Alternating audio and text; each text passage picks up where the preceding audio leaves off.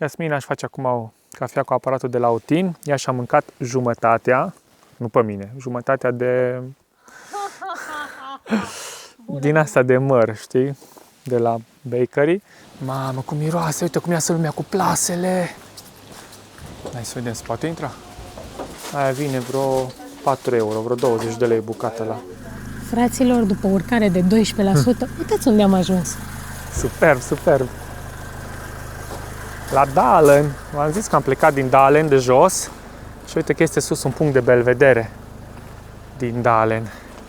Se vede jos lacul. Technology, uite aici.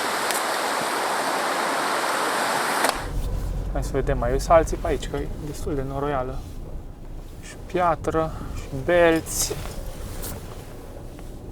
Pare faină intrarea în rest. Bună dimineața! Salutare! Aici dubițarii motocicliști de la Lucifer Videographer Iasmina și Robert. și vă salutăm din ziua 38, 29 august, din mașină. Că afară plouă, ca de obicei. Vai, suntem campați, parcați undeva pe drumul 37. Ieri am fost să vizităm localitatea Riucan. Am explicat acolo că e localitatea într-o vale așa foarte adâncă, unde iarna din noiembrie până în februarie nu ajung razele solare, așa că au pus niște oglinzi mari pe munte și localnicii se adună la razele lor. Noi ne-am dus până acolo, a fost onorat, n-am văzut nici oglindă, nici nimic, dar e ok. Puteți să vă uitați dacă vreți la episodul anterior. Și astăzi mergem la o patiserie faină de poveste, undeva așa în pădure, căsuță. se numește Mionoi, cu J, M-J-O-N-O-Y. Astăzi va fi o zi scurtă, facem vreo 30 de kilometri. E timpul să ne relaxăm. Hai să pornim la drum, să vă arătăm peisajul. Auzi, 37. Google Maps nu mai are răbdare, vrea să plecăm. Ora 9:45, 12 grade și plouă.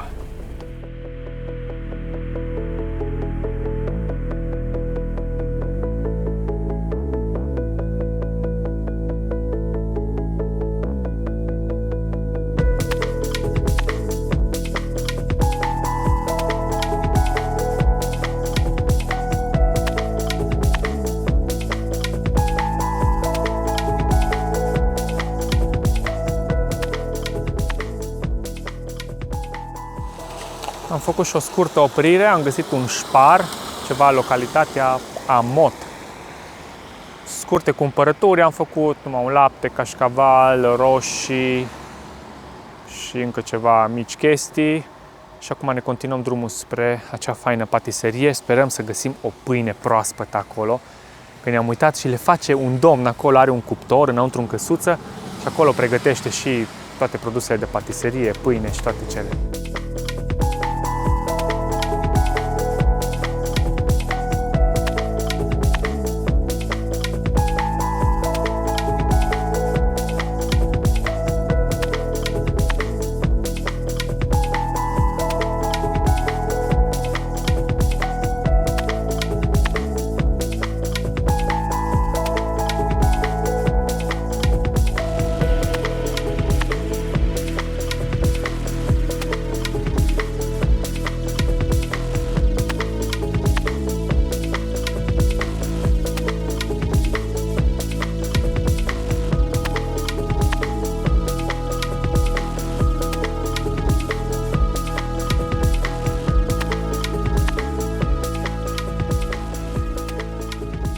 Am parcat Dubița.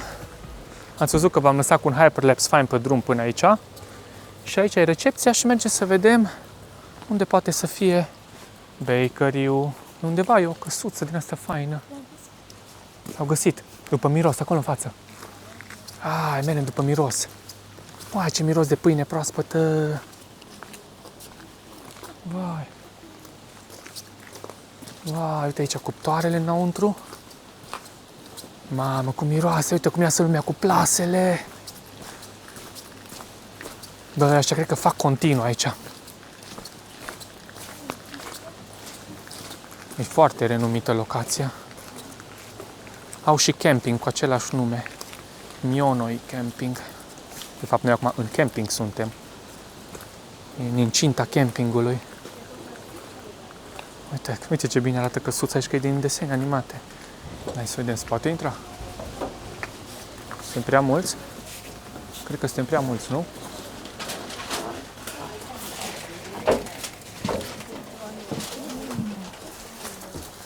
Nu, hai să vedem ce avem aici.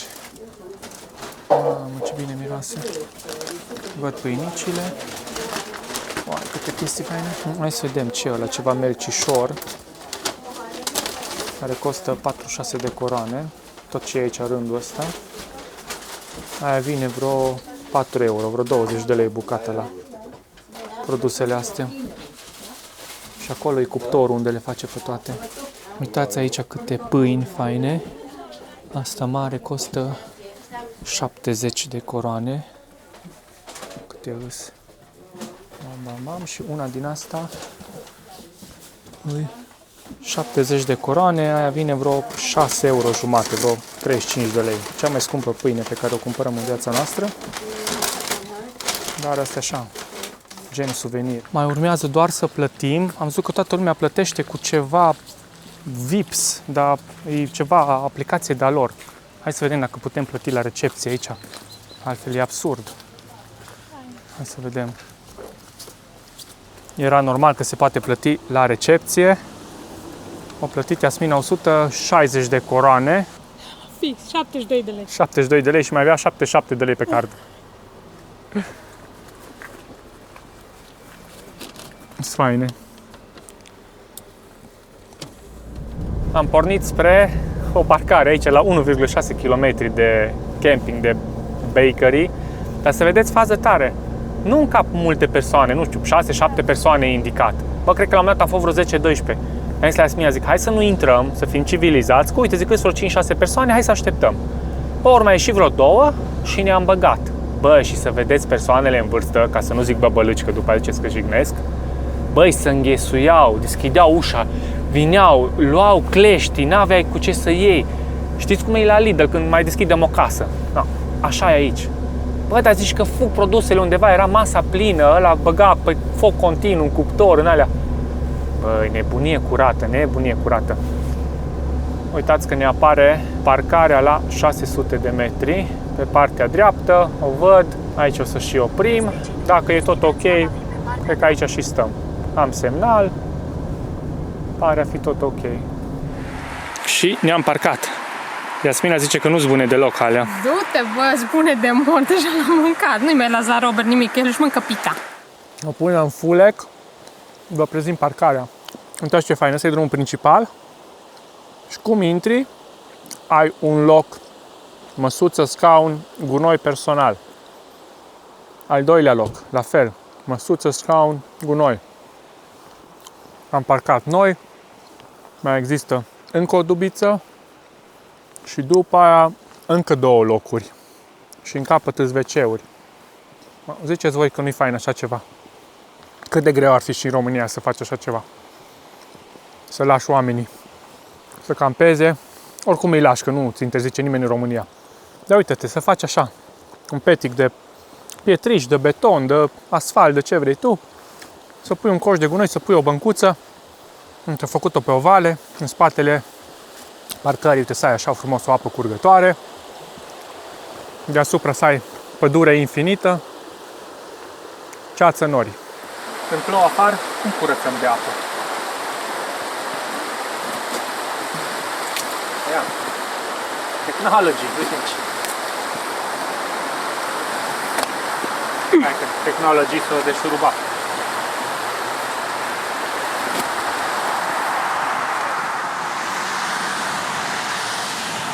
Am șters afară măsuța, am șters băncuța. Iasmina a pregătit totul pe masă, toate etalate. Când să ne punem jos? A început ploaie. Păi, o ploaie, de-abia am reușit să mai ajungem în mașină. Am udat și pitește. Da, nu-i bai. Hai să avem poftă mare, testăm pita asta. De 70 de coroane, aia vine vreo 6 euro jumate. Vedem, e ceva de ea. Rolul a fost, am asigurat și pita. Pregătim cina Niște legume. Încheiem ziua, nu și episodul. Uite cum stă gluga. Ne vedem! Am mâncat-o, fă bun. Păi și soarele foarte puțin, numai așa cât să mai vedem, să știm că e acolo. Și ne retragem în mașină. Ce-i fain, nu-i frig. 14 grade afară, ni se fac 20-22 de grade în mașină fără să dăm drumul la căldură. Nu mai bag la editat. Ne vedem mâine dimineață. Bună dimineața, dragilor! Continuăm. Cu ziua 39. 30 august. Mergem mai departe spre sud. Dubița deja bârâie. I-am verificat uleiul, cam vreo 10.000 de kilometri cu uleiul, că noi avem pe drum vreo 8.500, dar mai am 1.500 făcuți acasă tură în România, ce am testat eu cu remorca și cu motocicleta. Și din nivelul meu acolo de ulei, din 5 liniuțe din alea, îmi lipsesc 2. Eu zic că e bine, oricum o să trebuiască de undeva să văd să cumpăr 1 litru de ulei să am de completare. Bun, astăzi vom face în jur de 80 de kilometri. Vom ajunge într-o locație faină, așa prin pădure. Am găsit-o pe Park for Night, dar prima dată ne oprim la bakery. Că trecem din nou pe lângă ea să mai luăm un din ăla, un melc din ăla cu scorțișoară și cu zahăr, că fă bun. E la 1,6 km de noi. Da. Mergem înapoi. Și imediat aici pe dreapta e patiseria și campingul. În Vinjesvingen. Astăzi nu mai mergem roata, că acum știm exact unde se află căbănuța cu bunătăți. Este fix aici, în stânga noastră. Uite. Thank you. Hai. Înapoi la bunătăți. Hai. Wow. Astăzi îți parcă salfele astea. Aha.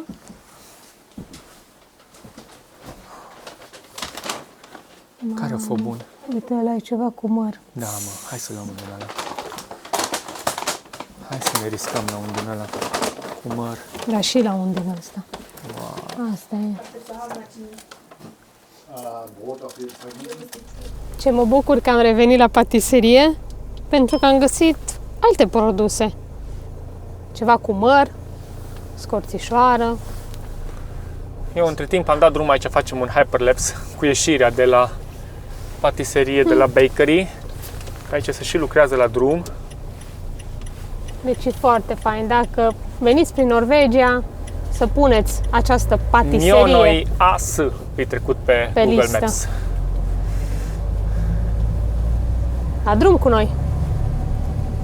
De pe drumul principal E134 deviem, facem dreapta pe drumul F800FV, Fylkesvei, cum zic ei, 806, e un drum mic. Putea merge și pe ăsta mare, dar e mai interesant ăsta mic. E drum din ăla mai îngust, așa prin sătulețe. Uite ce frumos! Am făcut dreapta pe drumul 38 și acum mai atunci ne așteaptă 4 km de urcare 12%. Nu prea ne plac astea, dar hai că așa încet cu dubițul se descurcă el cumva. Și acum fac un hyperlapse să se vadă toată urcarea. Am plecat din Dalen.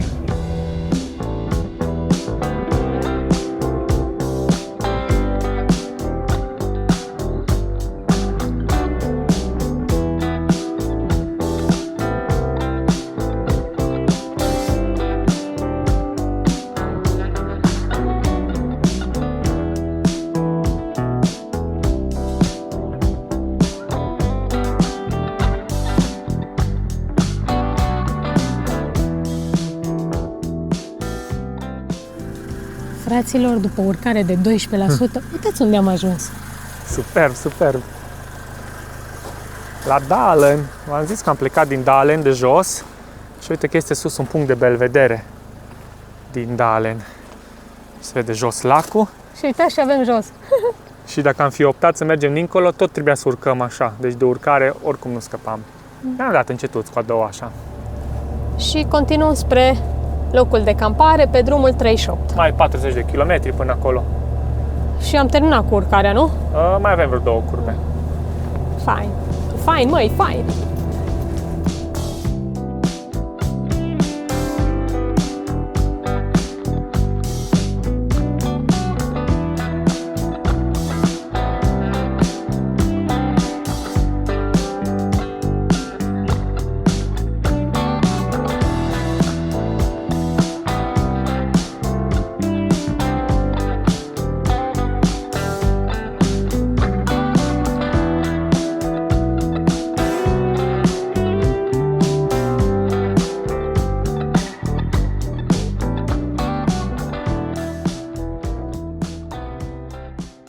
Am oprit într-o curbă cu speranța că mai iasă soarele și am zis să stau unde bate soarele ca să mai mă încarc panou un pic, adică panou, înțelegeți, să-mi vină soarele în panou să încarc bateria.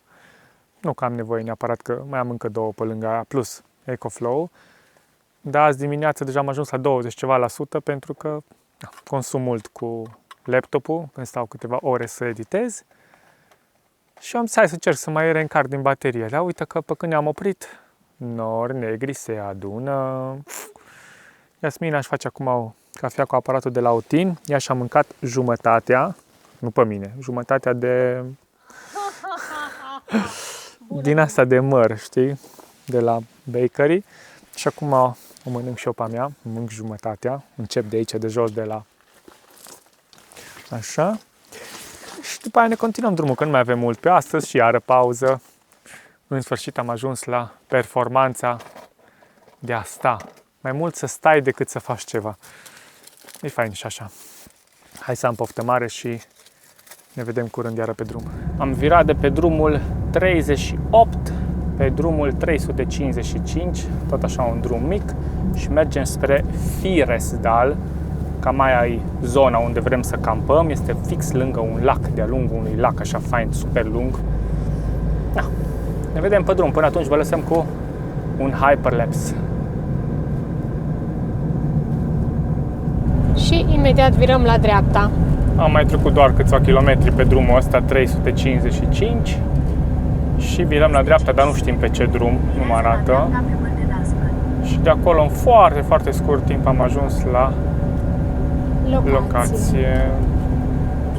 Afară încă e decent. Nu plouă, e înorat, nu avem soare. Să vedem cum o să se desfășoare ziua de astăzi. Ce tare motoristul ăla cu remorcă. Da, are un Honda Goldwing cu remorcă după el.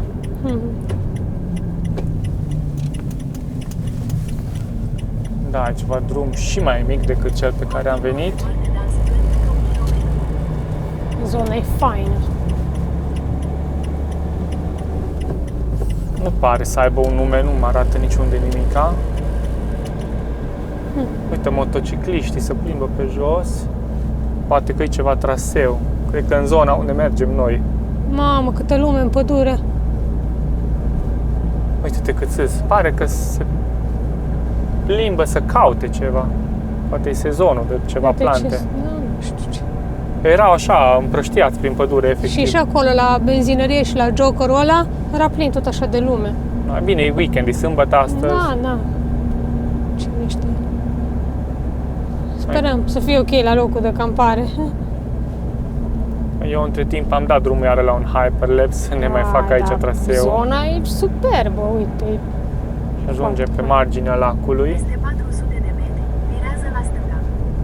Mă, să nu caute ceva, uite câte mașini sunt parcate pe marginea drumului. Măi, festival jos de corturi, nu cred. Deci... Sperăm să fie în altă parte față de unde Nu, că e fix suntem acolo noi. unde trebuie să facem noi stânga, deci... E eveniment. Deci nu putem. Nu putem. E eveniment. Nu. Trebuie să ne găsim alt loc. Nu bine. E eveniment. Hello. It's some kind of event or something here? Okay. Thank you. Bye. Mergi spre destinul de deasupra, apoi virează la dreapta. Na. Bun. Altundeva campăm. Hai, găsești un loc de parcare să căutăm, că Da. nu e așa. Cam într-un minut am găsit pe hartă la 5 km o altă locație, tot aici în jurul lacului. Wow! Trecere din aia de animale, știi, să nu lăsăm pe om să treacă. E mai grăbit decât noi, doamna de fapt. Și da, sperăm să fie ok, locația tot așa cu băncuță, ceva. Acum vedem. Dacă e fain, chiar rămâne poate 2 nopți aici până luni. Hai că vă las seară cu imagini de aici, de pe bord.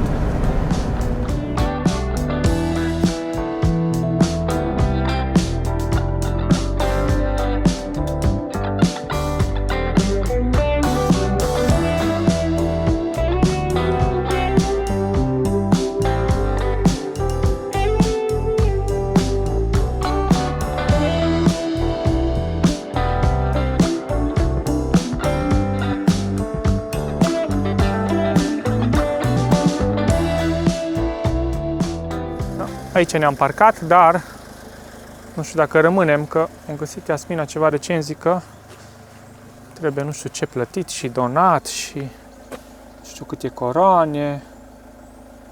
Uite, din aprilie până septembrie nu faceți foc. Ar trebui să scoatem telefonul să dăm traducere să vedem. Am citit acolo pe tabla aia, scria că voluntar. Cine dorește poate să plătească 150 de coroane pentru întreținerea zonei. Dar noi cred că o să stăm doar o singură noapte și plecăm. Uitați ce fain e plaja asta aici. Cu băncuțe.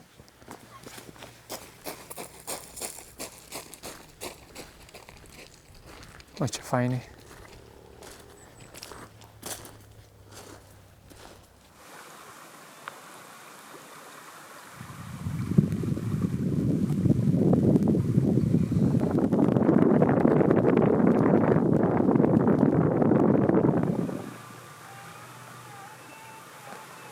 Ciorba de cartofi fierbe.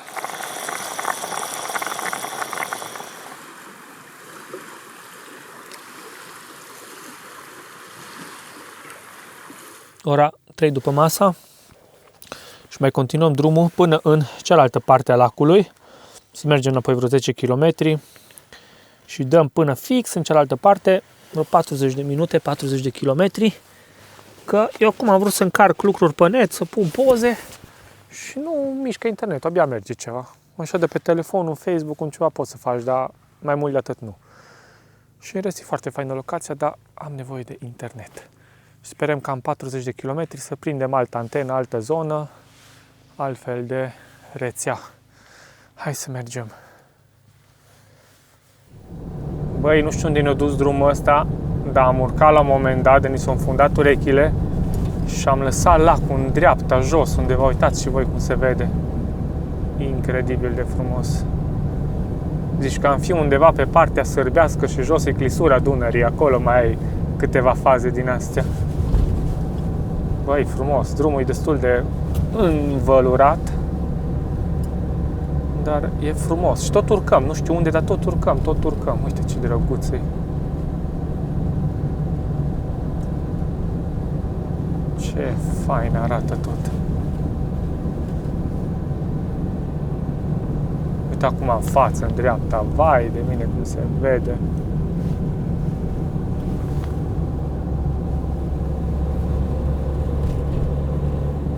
La un moment dat, clar, o să trebuiască să o coborâm, iar că merge fix în capătul lacului, unde vedeți acolo în față.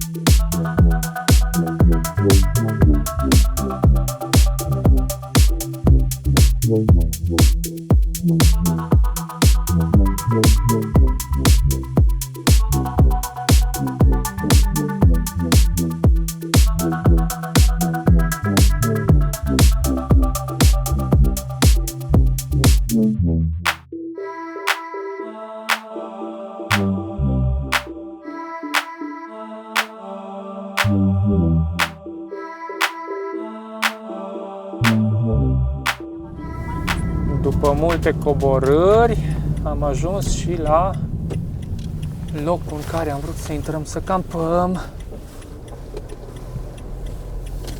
V-am lăsat cu un hyperlapse până aici, cu toată coborârea, cu toată nebunia. Hai să vedem, mai sunt alții pe aici, că e destul de noroială. Și piatră, și belți.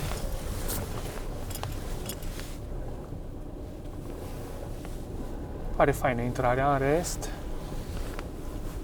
Semnal am, nu știm cât de bine funcționează și aici, dar este semnal. Oh, interesant. Uite, este și un tomberon de gunoi. Cred că pot să mă duc cu roata, așa, dacă cobor pe aici și să rămânem fix pe plajă acolo, cu ușa spre apă. Băi, ce frumos e!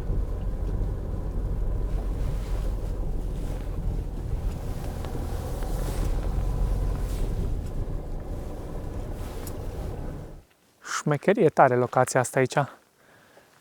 Deci faci 3 pași și te cam duci. Uite ce fain e. Dar eu zic că ne descurcăm așa. Nu trebuie să ne panicheze. Aparent stăm și bine pentru somn așa aici acum. Trebuie să stau puțin cu capul în sus aici și stăm. Ne-a trebuit aventura la final de zi. Am găsit. Destul de negru afară, destul de înnorat, dar momentan nu plouă.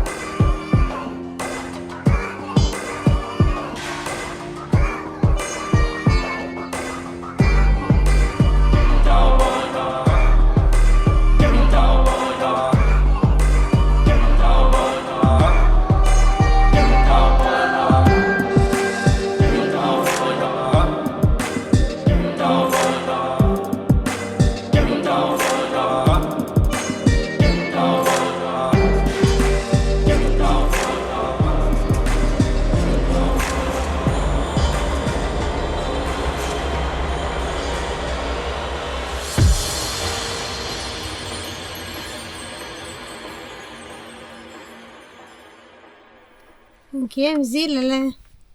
Muncind. Editez și încheiem. Și ne vedem mâine în ziua 40.